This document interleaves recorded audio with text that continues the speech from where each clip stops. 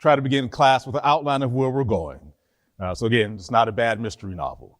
So start with a quick review of a couple of concepts we looked at last week and see if there are any kind of lingering questions, things that have come up during the course of the week that may have popped into your mind. Then we'll jump into our first kind of case study of Genesis 1. And I'll prime you now. Everything you read in Genesis 1 is about race. I just want to prepare you now that that's where we're going.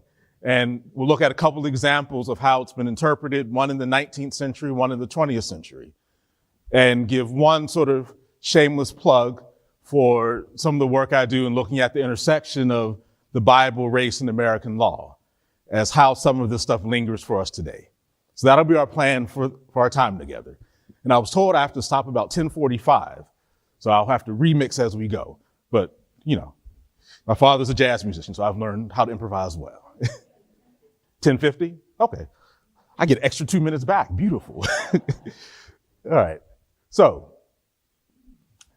last week, there were kind of three main pillars that'll serve as kind of guideposts for much of what we will do during our time together. The first is I talked about this concept called the lie of white supremacy and identified it as important to call it a lie so we don't kind of reinstantiate it as something in and of itself.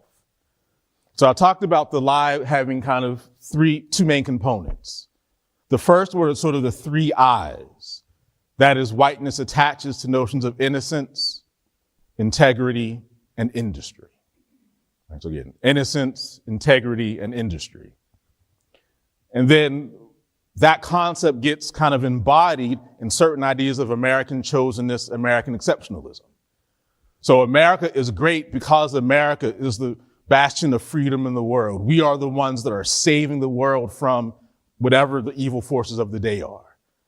And so these ideas get conflated over time. And we'll look at a couple examples of that as we go through our time together. So that's kind of one pillar, right? So this lie of white supremacy, the three I's, then how that gets sort of instantiated within notions of American chosenness, American exceptionalism. The lie of white supremacy then produces what I say ABR, or anti-black racism. And I mentioned before that the work that I do, my wife and I do together, we rarely, if ever, use the term racist.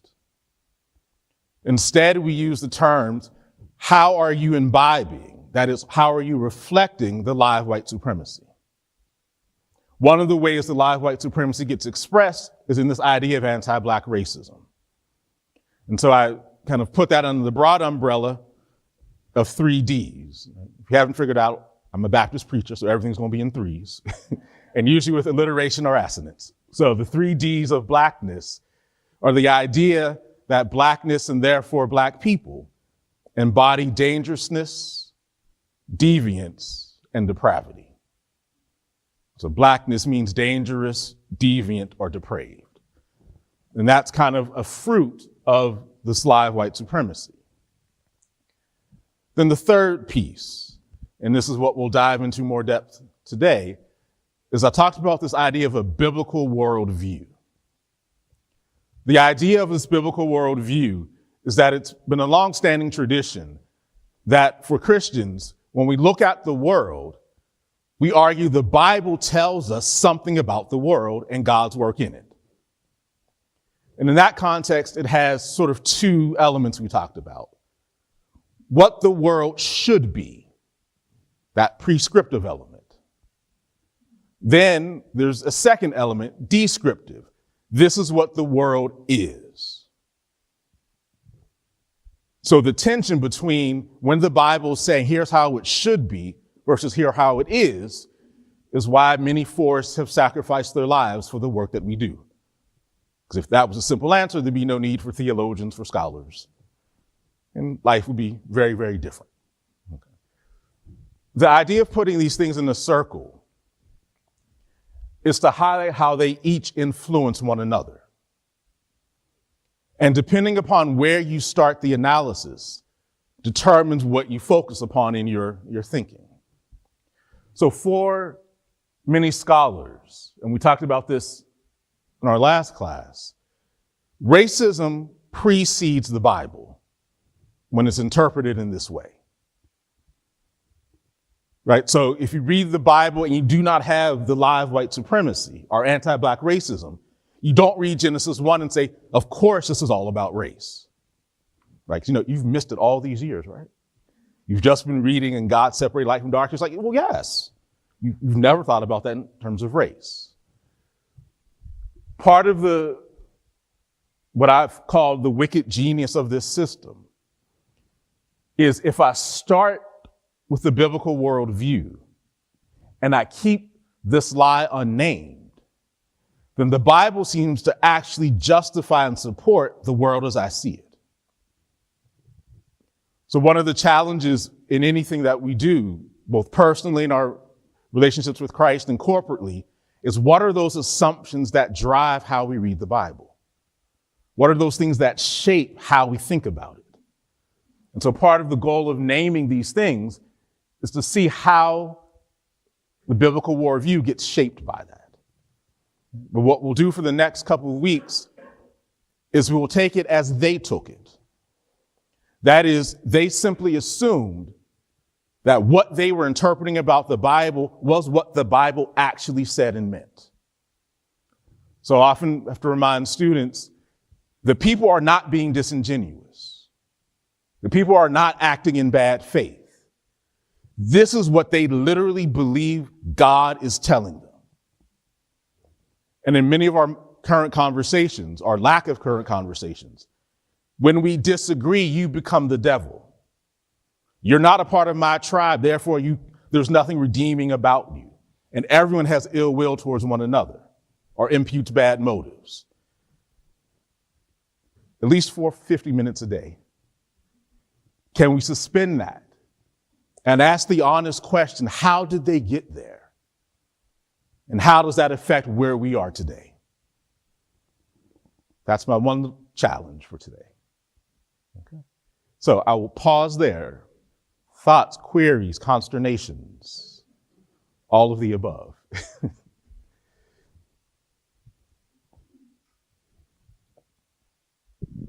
We have the mics ready if you want to ask a question. Yes. Velma, can you hand John a mic?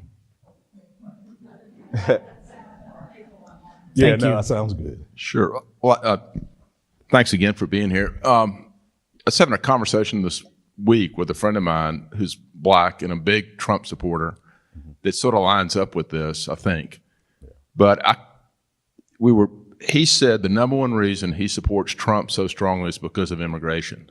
Mm-hmm. And he said, you know, he was real upset about the Venezuelans in New York this past week. Right. And he said, look at what's happened to my community. Look at what's happened, you know, how about we were brought over here slaves, we were discriminated against, we're still discriminated against. Look under the bridges, it's mostly brown and black people that you see. Right. I don't want to let anybody else in here. Yeah. Period. Yeah. And so he's supporting someone that I happen to think is a racist because of that. Yeah. And it's just kind of interesting how all this can manifest itself in ways that you don't even really, at least I wasn't really thinking about. Yeah, absolutely. And so part of, in thinking about kind of the lie of white supremacy and this notion of American chosenness, right? That to me, when I hear a lot of kind of anti-immigration sentiments, I hear within it this idea of to whom does America belong? Who is the we in we the people?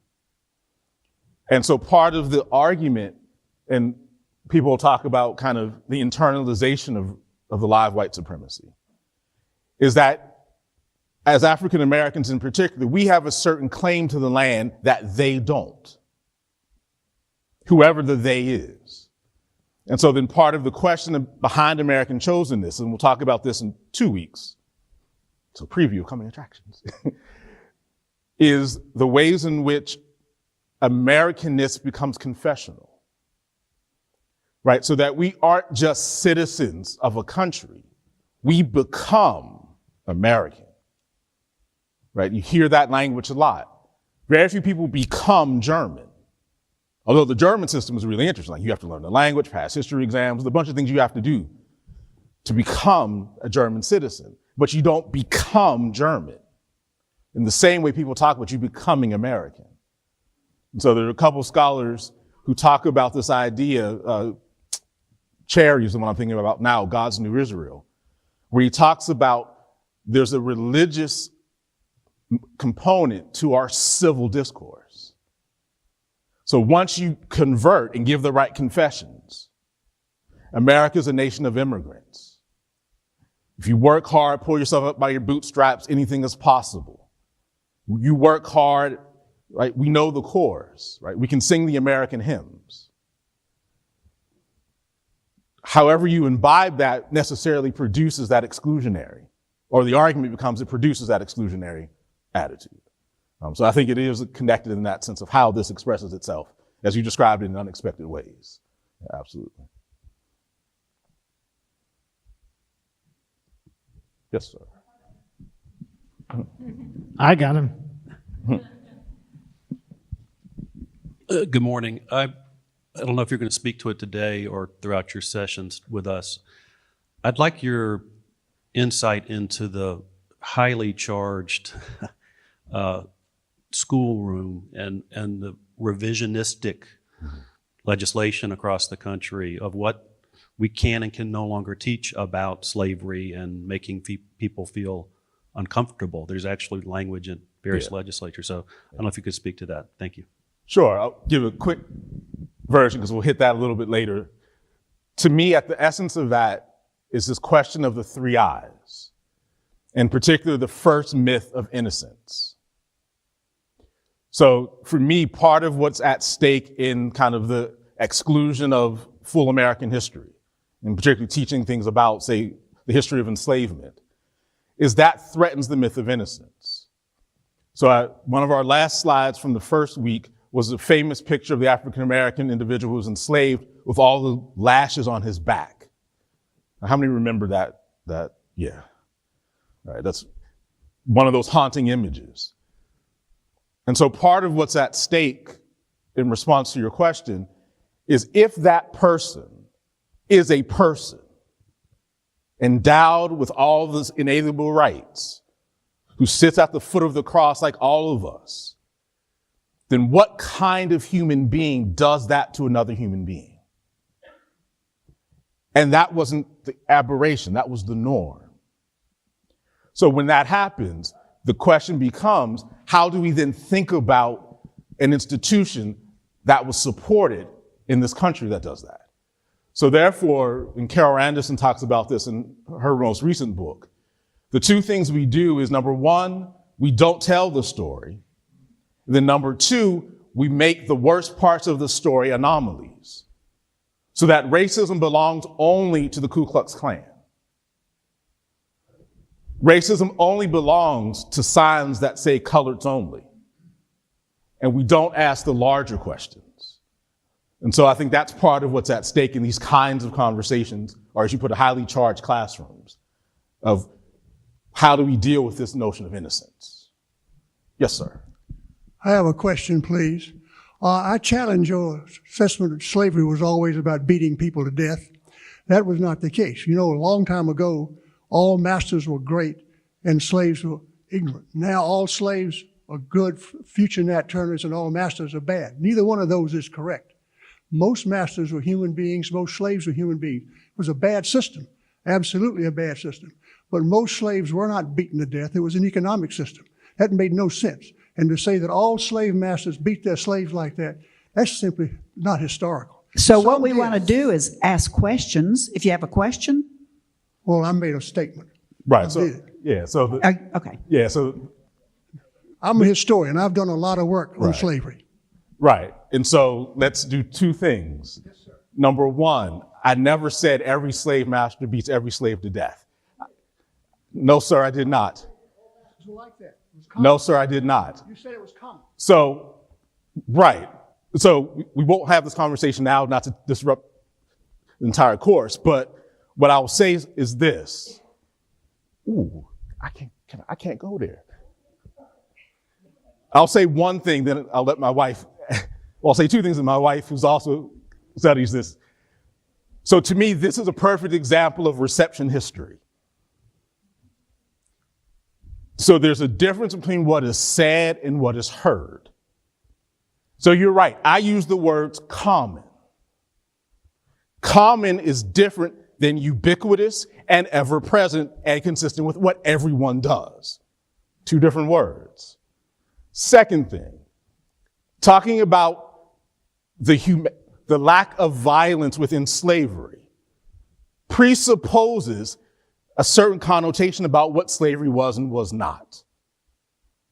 So one of the things that's always at stake in these kinds of moments, and I appreciate the comment because this gets to the heart of it. Part of what I heard was immediate defense. Hey, that's not what it was. What I also heard was a questioning of my credentials. I heard it. I'm not saying that's what you said. I heard reception history. Maybe, but I want to make the point.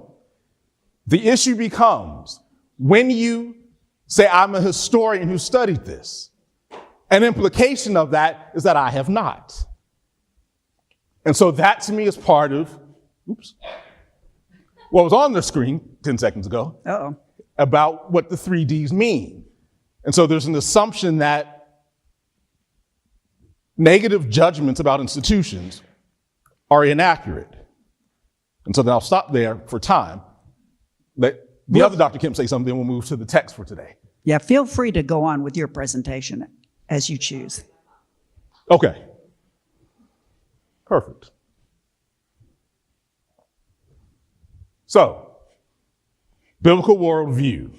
We talked about prescriptive versus descriptive.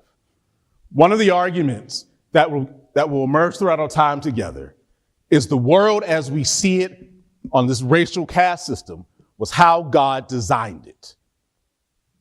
So, we talked about a little bit in our first class, and we'll do it more depth today, is this notion of the divine blueprint. So what Genesis gives us is God's vision of the world. Genesis 1 becomes very important in these contexts because Genesis 1 is the only place where there is no sin in the Bible. There is no sin in the Bible. Some scholars will try to push it into Genesis 2. I'm fine with that. I won't lose sleep over that. And then others will argue the next time we find sinlessness is not in the Hebrew Bible, but in Revelation 21 and 22, when a new heaven and a new earth descend. So within that context, scholars have argued, if we know what the world was supposed to look like in Genesis 1, then we know what God originally meant for the world itself. Right? So if we want to know God's mind, God's intent, look at the world before there was sin. How many would agree with that? That if you want to know God's intent, look at the world before humans messed it up. Seems reasonable, right? Again, a complete, reasonable, good faith assumption. No drama. But you know me. Drama's coming. So, if Genesis 1 is sinless, if Genesis 1 gives us a sense of God's original intent, how do we see race, if at all, in this passage? So,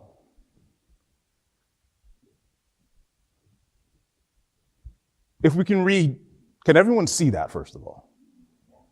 Awesome. So if we read Genesis chapter 1, verses 1 through 5. The way I like us to do it, if each person can take one verse, we'll just go down the road until we get through the first 5 verses. So Genesis chapter 1, verses 1 through 5. We'll start with you. Oh, true. You're welcome. In the beginning, when God created the heavens and the earth. The earth was a formless void, and darkness covered the face of the deep, while a wind from God swept over the face of the waters. Then God said, "Let there be light," and there was light. don't have my glasses. Oh, okay. And God saw that the light was good, and God separated the light from the darkness.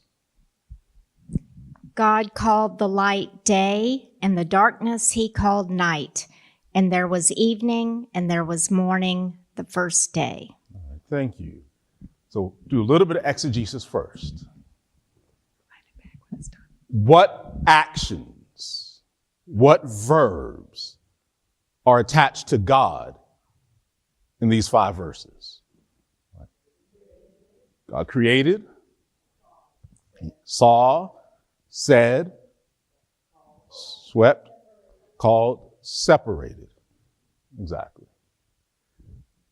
So we get created, saw, swept, said, separated. I want to land on that last S for a moment. Separated. What did God separate according to these verses? Light from darkness. Right?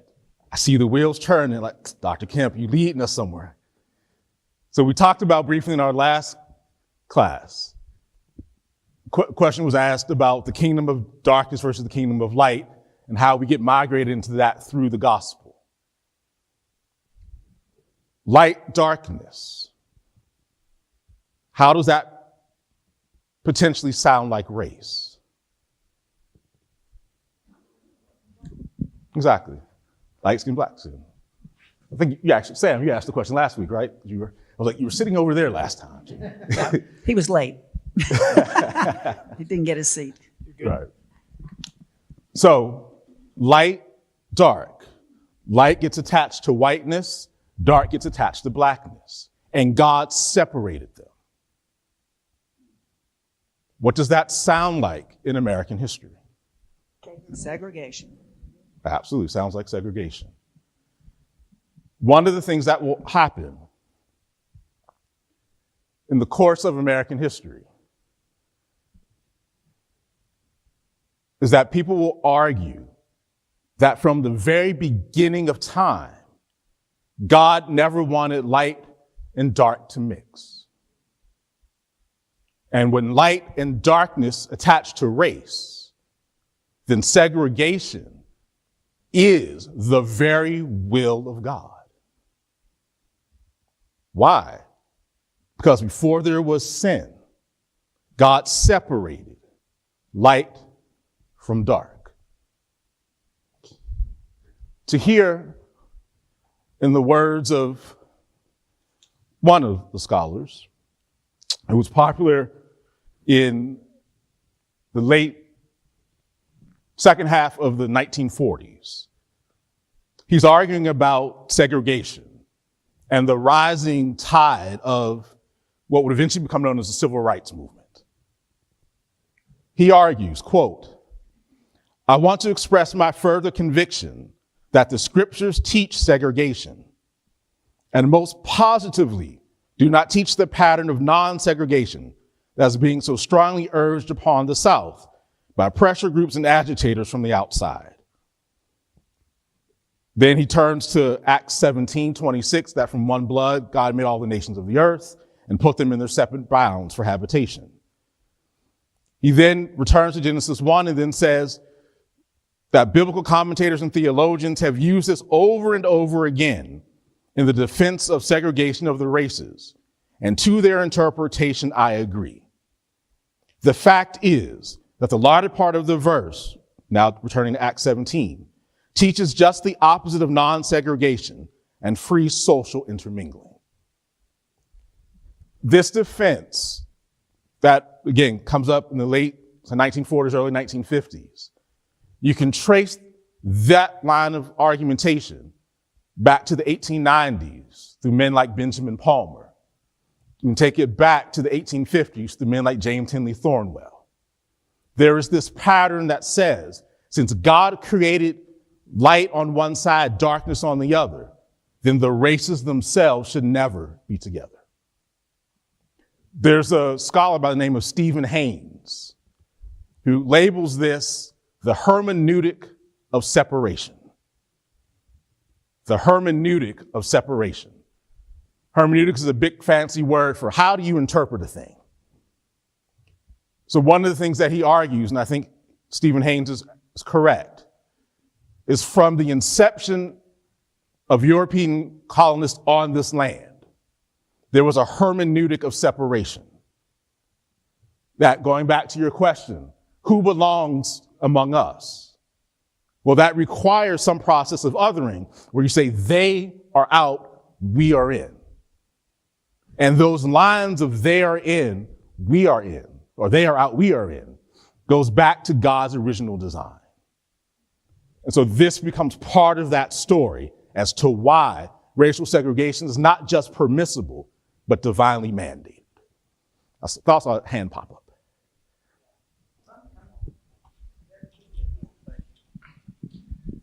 I don't want to sound heretical when I say this, but it seems to me that Genesis may not have it right in the sense that he separated the darkness from the light, but we know that it isn't actually separated. There's a transition.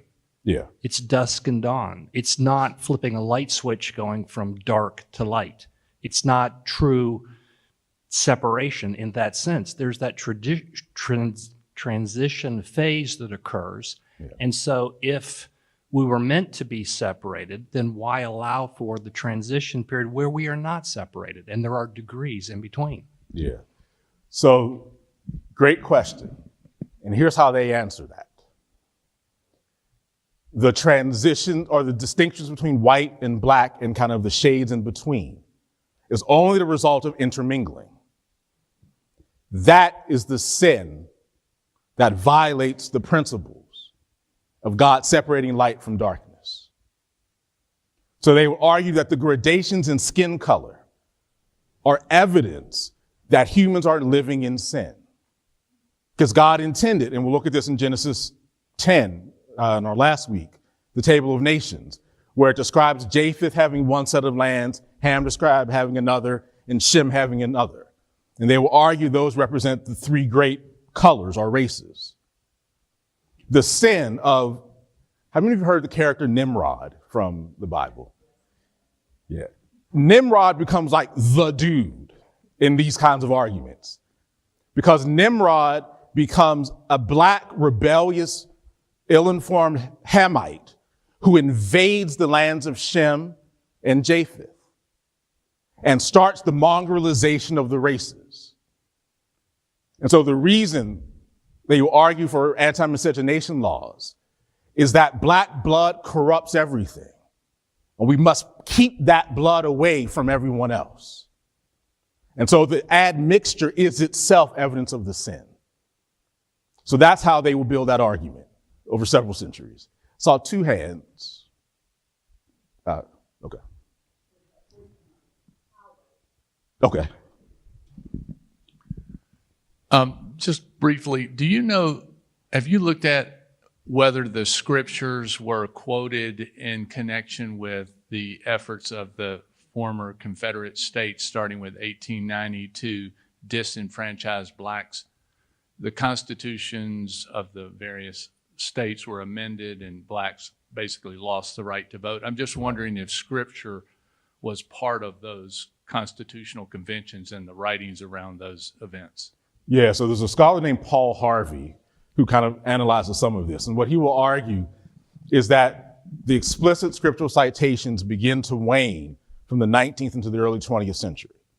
So you won't see a statute that says we prohibit blacks from intermarrying, see Acts 17:26 or Genesis 10:14. You won't see those kind of specific citations as much as you get into the late 19th, early 20th century. But what you will see is that the rationales for that can be traced back to those explicit exegetical moments. So, for example, I mentioned Benjamin Palmer, who was a leading scholar of the late 19th, early 20th century, right? He was Dr.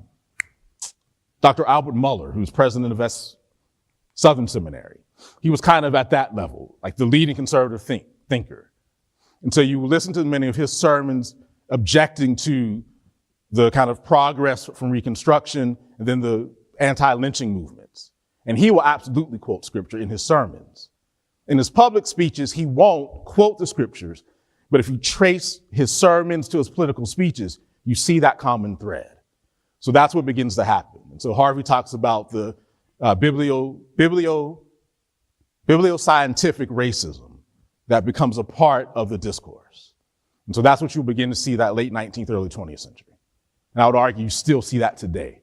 Because again, few people stand up at a convention and quote a passage of scripture to justify immigration policy. Every now and again you will. Like Jeff Sessions will get up and famously quote Romans 13 in response to some of the protests over police abuse. But rarely do you see that. Yeah. Yes. Oh, wait. Oh, change your mind. Okay. Wait. Okay. Cool. Any other questions on that before we jump to our last two things in our final 15 minutes?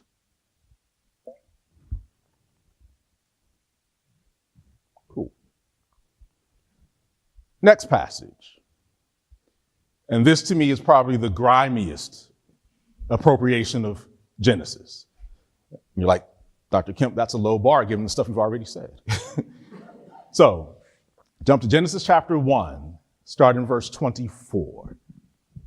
And we'll read through 28. Which verse are we? You're starting in verse 24. 24. God said. And God said, let the earth bring forth living creatures of every kind, cattle and creeping things, and wild animals of the earth of every kind. And it was so. God made the wild animals of the earth of every kind, and the cattle of every kind, and everything that creeps upon the ground of every kind. And God saw that it was good. Then God said, let us make humankind in our image, according to our likeness, and let them have dominion over the fish of the sea, and over the birds of the air, and over the cattle, and over all the wild animals of the earth, and over every creeping thing that creeps upon the earth. So God created humankind in his image. In the image of God, he created them. Male and female, he created them. God blessed them, and God said to them, be fruitful and multiply, and fill the earth and subdue it, and have dominion over the fish of the sea, and over the birds of the air, and over every living thing that moves upon the earth. Thank you. How does this connect to race? Yes, ma'am. Well, if you think that that enslaved people are less than human, you have dominion over them. Correct. And dominion, you know, I mean, I think that that God meant dominion to be stewardship and not oppression or obliteration or anything else. But it gives license to dominating other people if you interpret them as less than people. Yeah, exactly. And so that goes back to the comment earlier about were slaves and masters human? How many have heard of the phrase polygenesis before? Polygenesis. Okay. So the word Genesis, beginning or origin, poly as a prefix means multiple. So one of the dominant strands in early American thought, and it reaches its apex, scholars would argue, around the mid-1800s, is this notion of polygenesis. What polygenesis means is that not every human being has origins with Adam. Or put more accurately, not every upright, mobile creature that's a mammal can trace his or her origins back to Adam. So this doctrine arose originally in a fairly innocuous context. I'm being generous when I say that. Have you ever wondered, where does Cain find his wife? Right? You know, we read the Bible, Adam and Eve got two sons, one son kills the other. Cain goes over a mountain, finds a whole new women and starts having babies and build great civilization. Help. How, huh? You know, I feel many of you had that same moment I did. So they then ask the question, well, where do they come from? So one argument is to say that there are people who don't come from Adam.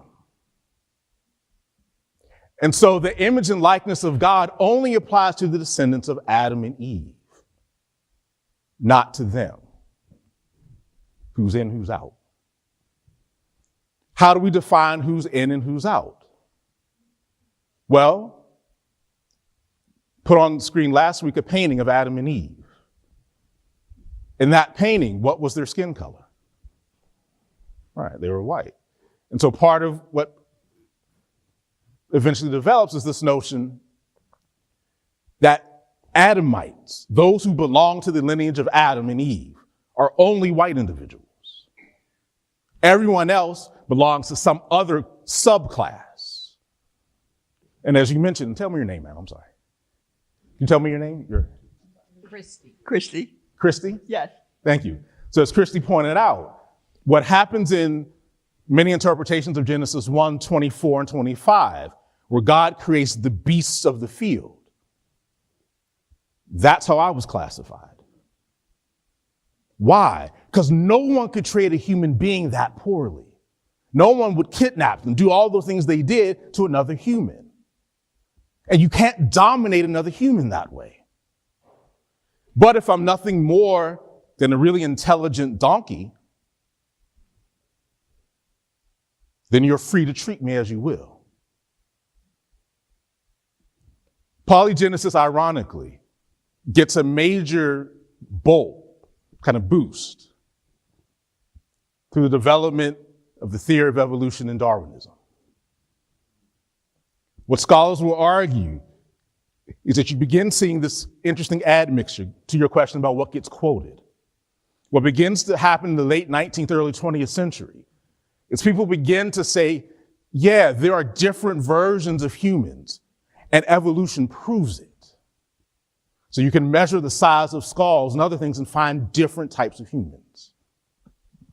Ironically, your question, it is the most conservative of white Protestants that eventually kill the doctrine of polygenesis. Because for them, polygenesis violates the plain meaning of Genesis. Yay. Here's the not yay. At no point do they question the racial hierarchy that polygenesis creates. And so you end up with this mixed bag. Yay, I'm human. Why that's a debate is another conversation for another day. But yay, but I'm still of such an inferior class of humans that membership in the American community is banned. Yes, sir. Well, you may have just answered my question, because my question was going to be, how do you reconcile polygenesis with just the plain words that are in that text, humankind and male and female? There's no limitation on that I see anyway. Right. And so to me, the irony is the absolute most literal interpretation of Genesis contradicts that. And I guess you're saying that's what some people came to appreciate. Exactly. That's eventually the story anyway. And that's eventually the conclusion that gets reached. Part of how this continues, and this is sort of plan a preview, this doctrine of polygenesis answers a lot of interesting questions. So Genesis 6, which is the beginning of the flood story we'll look at in 2 weeks, begins with this really strange, bizarre story about the Nephilim. It's a story, when I tell it to students in seminary, I'm like, this is like the worst version of The Bachelor. The angels are in heaven looking down at the daughters of men and go, man, they fine. Woo. Let me go see what's going on down there. The Joel Kemp translation. Coming to a store near you. They show up, begin mating with the daughters. So you have this interesting half angelic, half human intermixing. Polygenesis answers that question. It's not about angels in heaven mating with daughters of men. It's about pre-Adamites or non-Adamites mating with Adamites. So the issue is that Adamites, those who would trace their lineage through kind of what we would now call whiteness, chose to have sexual relationships with those who were not white. And that produced God's judgment of the flood.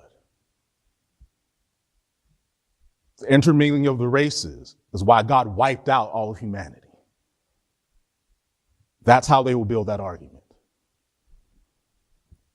So when that comes up in the way, way, way dark ages of 2013, and we won't have time to read it because I was given a 5-minute warning,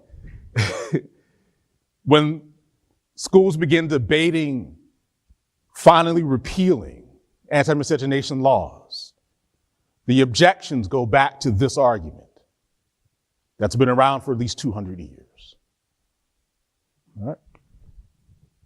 Last thing, quickly, in the 3 minutes I have, or 4 minutes. How does all this connect to today? We've done several examples, but again, practiced law for about a dozen years. I love constitutional law. Like if I redid my life, that's what I would focus on. It's just fascinating, all the nitty-gritty of it.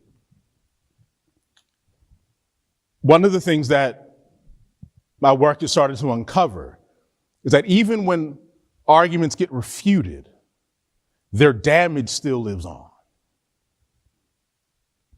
So polygenesis as a doctrine is basically obliterated. Other than, they rebranded themselves. They used to call themselves the White Christian Church. I think they're now the Christian Church of America. But they argue that they come from the descendants of Abel. We'll talk about that next week. Other than them, I think polygenesis is basically off the screen. But the effect of it still lives, and this is what we'll close with. How many of you have heard of the concept of the 3/5 compromise? The 3/5 compromise. Okay, right. So here's how I think about the theology of polygenesis living on. The 3/5 compromise, we can give the apologetics. It was about taxation, not about people. Fine. And the humanity of a people were a subject of negotiation. So if I am not fully human, I'm not fully a beast, I somehow straddle the fence between the two,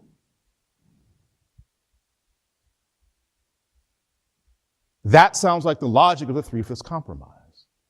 You cannot discount me fully as a human. So therefore you can't just say, Dr. Kemp is this chair. But you also can't say Dr. Kemp should be the next bishop of Rome. So you create a middle territory for me. A really elevated beast or a really subset of the human community.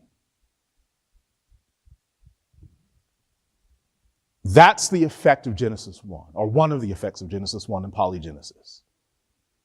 It provides a theological basis. We can argue it's wrong, but it provides a theological basis for partitioning my humanity. Finally, when you ask the question about the partitioning of the races, if you study some parts of Southern history and how that affects other parts of this country, and then Damilis mentioned her context in Venezuela, the color of people often attaches to their humanity and their rights as recognized by the government. That's an effect of this notion of God separating light from dark, white from black, and any admixture is a violation of that rule. And so thus we have to create rules to manage our sin.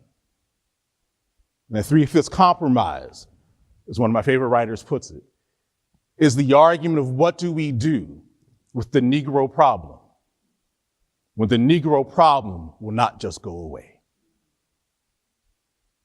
Our next class, we'll dive into this question of if all folk are generally human, then how does black skin originate? And how does that then justify creating a two-tiered system in America? And that's what we'll pick up with next week. Thank you for your time.